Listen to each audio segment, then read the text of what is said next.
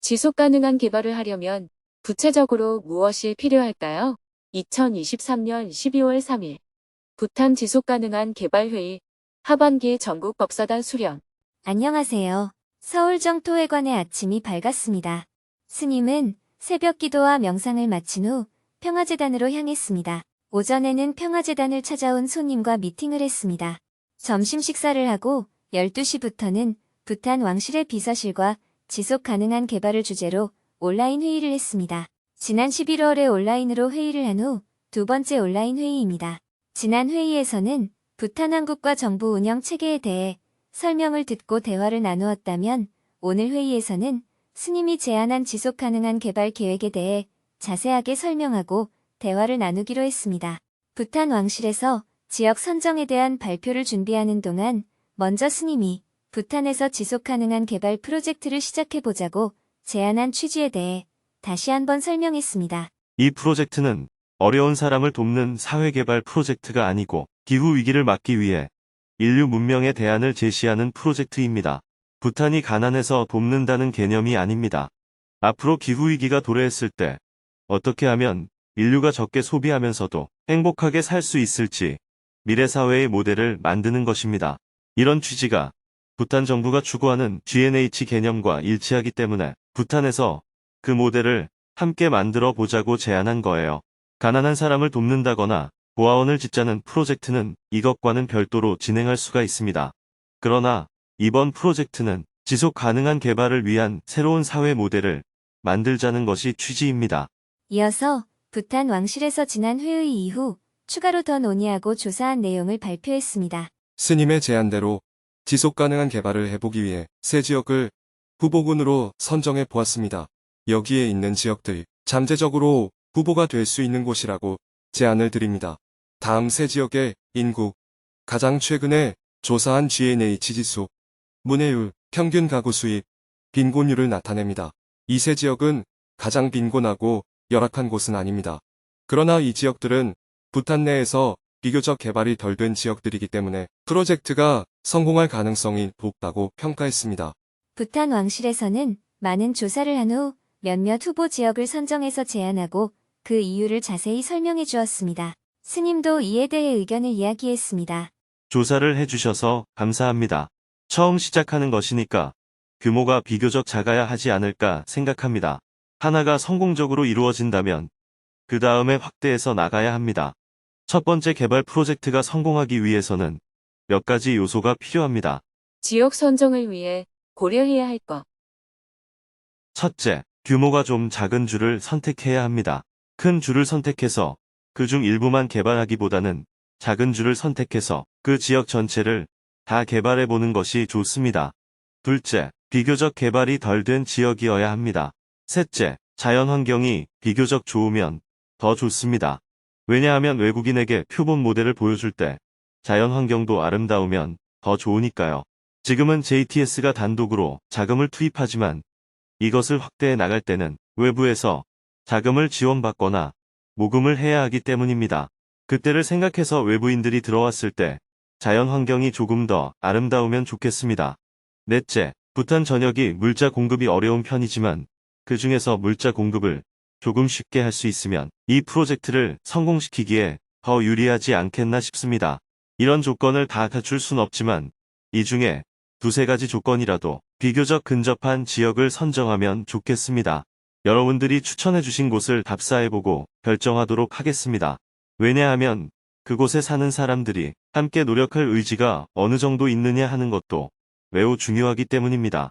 이 프로젝트가 성공하려면 누가 도와주는 것이 아니라 주민들이 스스로 자신들의 삶을 변화시키려는 의지가 있어야 합니다. 거기에 JTS가 약간의 도움을 주는 방식으로 진행이 되어야 합니다. 이어서 프로젝트에 대해 질의응답 시간을 가졌습니다. 부탄 왕실에서는 지난 회의 때 스님이 제안한 소비 상한제에 대해 다시 한번 질문했습니다. 지속 가능한 개발을 하려면 구체적으로 무엇이 필요할까요? 스님께서 제안해 주신 것에 대해서 저희의 의견을 하나씩 이야기하도록 하겠습니다. 첫 번째는 스님께서 제안해 주신 소비 상한제에 대한 것입니다. 제가 생각했을 때 적절한 수준의 소비를 해야 한다는 것은 굉장히 심오한 포인트입니다. 이에 대해 스님께서 아주 확고한 의지를 갖고 계신 것을 저희도 잘 알고 있습니다. 그러나 주민들과 실무에서 일하는 사람들에게 이 개념을 설명할 때 불필요한 오해를 불러일으킬 수 있을 것 같습니다. 또한 소비를 제한해야 한다고 말하면 반발이 있을 수 있습니다. 그래서 저희가 정확하게 그 의미를 전달하기 위해 다시 한번 스님께 이 부분에 대한 자세한 설명을 요청드립니다. 지속 가능한 개발이 실제로 진행되려면 구체적으로 무엇이 필요할까요? 그것이 문제가 될 수 있다고 생각합니다. 제가 말한 요지는 너무 지나치게 소비하는 것을 자제해야 한다는 것입니다. 예를 들어, 한 사람이 100사람이 사용할 것을 소비하는 행동은 자제해야 한다는 거죠. 부자가 돈을 얼마나 가졌는지는 상관하지 않지만 소비를 많이 하게 되면 이산화탄소를 너무 많이 방출하게 됩니다. 소비 상한제란 개인이 한 달에 소비하는 소비량에 대해 어떤 제한을 두는 제도입니다.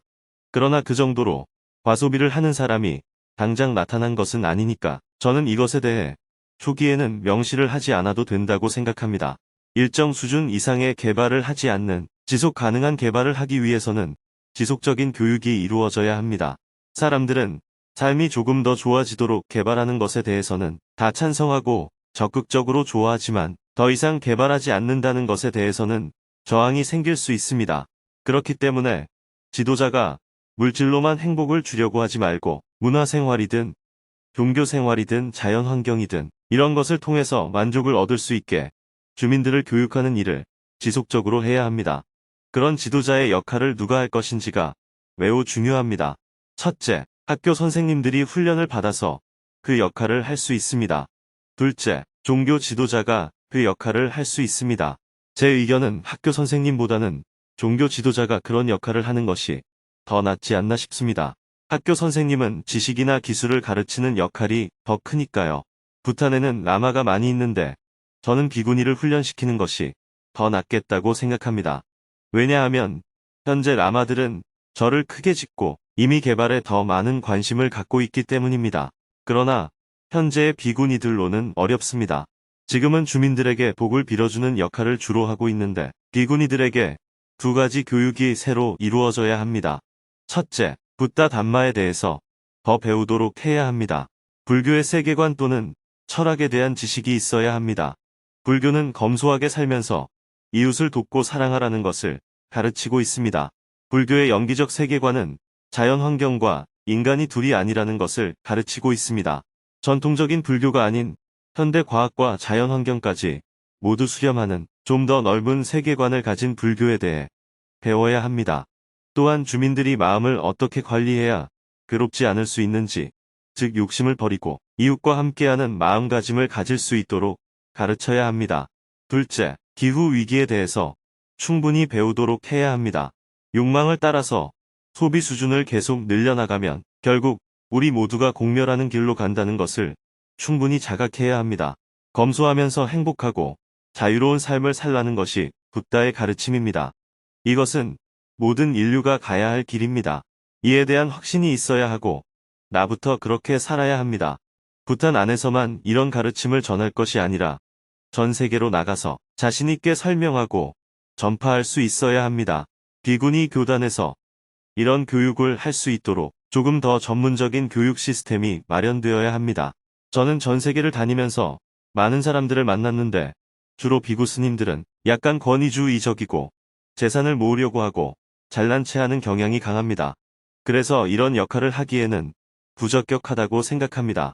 그래서 비구니의 역할을 이야기한 것이지 비구니만 그 역할을 해야 한다는 뜻은 아닙니다. 그가 누구든지 지역에 있는 지도자가 그런 역할을 하도록 하는 것이 가장 중요합니다. 계속해서 질문들이 이어졌습니다. 프로젝트의 목적뿐 아니라 실현하는 과정에서 중요한 점도 함께 짚어보았습니다. 스님은 자원봉사로 운영하는 원칙에 대해서도 자세히 설명해 주었습니다. 1시간 30분 동안 회의를 하고 마쳤습니다. 부탄 왕실에서는 적극적인 의지를 보였습니다. 저희는 지금 이 프로젝트를 굉장히 중요하게 여기고 있습니다. 최대한 신속하게 프로젝트를 시작했으면 하는 바람입니다. 내년 2월에 스님이 오셨을 때 지역을 결정하실 수 있도록 최선을 다해 준비해 보겠습니다. 마지막으로 다음 회의 시간을 잡은 후 오후 2시에 회의를 마쳤습니다. 오후 2시 30분부터는 하반기 전국 법사단 수련회 온라인으로 참석했습니다. 지난 6월에는 상반기를 마무리하는 수련을 했었고 오늘은 하반기를 마무리하는 수련입니다. 전국 법사단은 오전 10시부터 그룹별로 토론 시간을 가졌습니다. 2차 만일결사 법사의 위상과 역할, 국제특별지부와 청년특별지부, 행복특별지부의 사업과 법사의 역할, 지부와 지회에서 법사의 모범 사례, 3가지 주제에 대해 열띤 토론을 펼쳤습니다. 그룹별 토론을 마친 후 다시 화상회의 방에 모여 토론 결과를 발표했습니다. 스님은 발표 내용을 경청한 후 정리 말씀을 해주었습니다. 이어서 궁금한 점에 대해 질문을 받았습니다. 정토회 운영과 수행 지도에 대해 다양한 질문들이 있었는데요. 그중 한 명은 전법회원 교육을 할 때 어떤 내용을 중점적으로 가르쳐야 하는지 질문했습니다. 전법회원 교육을 할 때 무엇을 중심에 두어야 할까요? 전법회원 교육 개편을 앞두고 있는 시점입니다. 전법회원 교육에 대하여 특히 중점적으로 짚어야 할 부분들을 알려주셨으면 좋겠습니다. 전법회원 교육에 대해 가장 잘 아시는 분들이 법사님들 아닙니까? 저는 전법회원들과 직접 만나는 활동이 별로 없으니까요. 법사단의 3분의 2 이상이 어떤 방향으로 교육을 했으면 좋겠다고 하면 저는 그것이 현실에 맞는 방향이 아닌가 생각합니다. 다만 여러분들이 감안해야 할 것은 시대가 바뀌었다는 사실입니다. 예를 들어 초등학교 선생님이라면 옛날에 아이들을 대했던 방식과 요즘 아이들을 대하는 방식은 달라져야 합니다. 그런데 옛날 아이들을 기준으로 하면 요즘 아이들이 문제라고 바라보기가 쉽습니다. 마찬가지로 예전의 군인들은 군대에 들어오면 시키는 대로 다 했지만 요즘 군인들은 그렇지 않잖아요. 그렇다고 요즘 젊은이들은 다 문제다, 이렇게 평가할 수는 없습니다. 지금은 온라인 시대이기 때문에 전법회원 교육생들을 가르칠 때도 예전과 같은 기준을 적용해서는 안 됩니다. 첫째, 나이가 많이 젊어졌고, 둘째, 정토회를 온라인으로 만났다는 점을 감안해서 교육을 해야 하지 않나 생각합니다. 자꾸 기준을 옛날에 두고 옛날보다 낫다, 옛날보다 못하다, 이렇게 접근해서는 안 됩니다.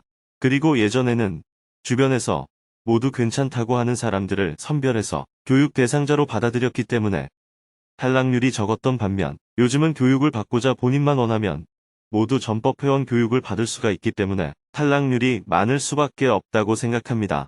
이제는 교육생의 수가 많아졌고 그만큼 많이 탈락하는 수밖에 없다고 봅니다.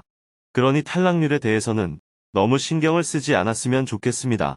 예전에는 한국에서도 대학에 입학하는 것이 어려웠지 졸업하기가 어렵지는 않았기 때문에 입학한 사람들이 대부분 졸업했습니다. 그러나 미국의 명문 대학들은 입학이 쉽게 문을 열어놓지만 졸업 사정을 까다롭게 해서 졸업률이 낮습니다. 그것처럼 전법회원 교육도 문호는 열어두되 교육의 질은 높게 유지한다는 관점을 가지면 좋을 것 같아요. 그러려면 교육과정을 중요시해야지 사람을 제대로 뽑아라, 이렇게 접근하는 것은 올바른 관점이 아니라고 생각합니다. 특별히 정신질환이 있지 않다면 가능한 교육에는 참여를 할 수 있게 열어두되 교육과정에 충실하면 좋을 것 같아요. 만약 탈락률이 많아서 교육 진행에 어려움이 있다면 교육생 수를 더 늘리는 방법도 있지 않을까 생각합니다. 예를 들어 7명 중에서 4명이 탈락하고 3명만 졸업해서 교육 분위기가 어수선하다면 10명을 신청받아서 5명이 탈락해도 5명은 졸업할 수 있게 하는 방법도 생각해보면 좋겠어요. 이렇게 여러 가지 보완책을 강구해야 하지 않을까 싶습니다. 정토회가 온라인 방식으로 전환을 한 만큼 오프라인 시대를 기준으로 계속 평가하는 것은 맞지 않습니다.